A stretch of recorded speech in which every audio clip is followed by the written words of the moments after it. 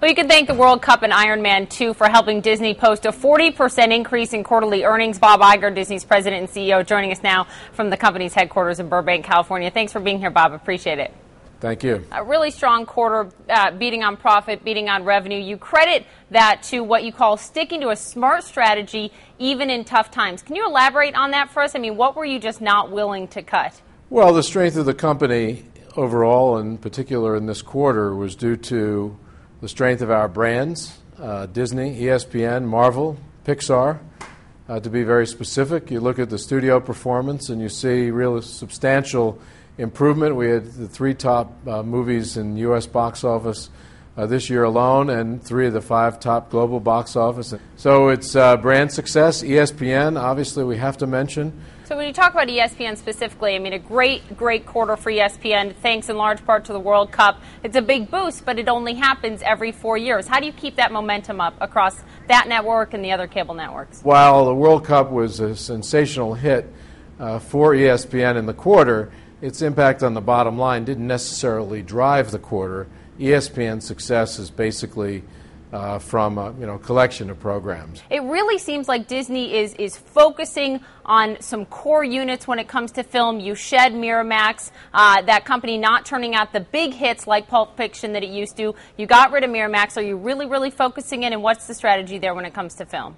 It's focusing our attention and our money in movies on franchises and on great brands and on product that is likely to be successful or show results across businesses, across platforms, across territories over a long period of time. And that's exactly what you saw in this quarter. You're making a huge push into social gaming. You just made a more than $700 million deal to buy social gaming company Playdom. You picked up developer Tapalis. I mean, how big, Bob, do you think social gaming is going to become? How do we know this isn't just a fad? Well, we think when you look at games overall, we see a diverse set of experiences, a diverse set of platforms. It's stunning what we've seen in the last year in the social games world.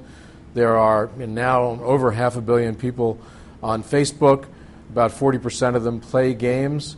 That's pretty interesting to us. It's become about $1 billion business already.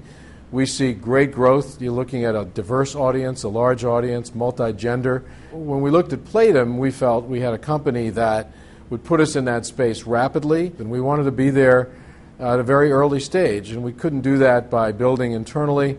We had to do that with an acquisition, and we saw in Playdom a company that, while you consider it a startup, has already had some real success. They basically put us in that space and then some very quickly. Looking at beating on the revenue side and on the profit side, I think the question that a lot of people have is Disney hiring right now? Is this the time when you bring on more people to Disney? Have we turned that corner? Well, I think we're more the exception than the rule. You're looking at a company that obviously is very successful, that has an extraordinarily strong balance sheet that we actually continue to strengthen. This is a good opportunity to invest in long-term growth. We will fully expect that while we're going to continue to manage our costs very carefully and take the necessary steps to reduce costs in businesses that we don't see great growth in, we also are going to continue to invest in businesses that we do see compelling growth, and that's where we will actually add jobs or create new opportunities for people, and we're excited about that.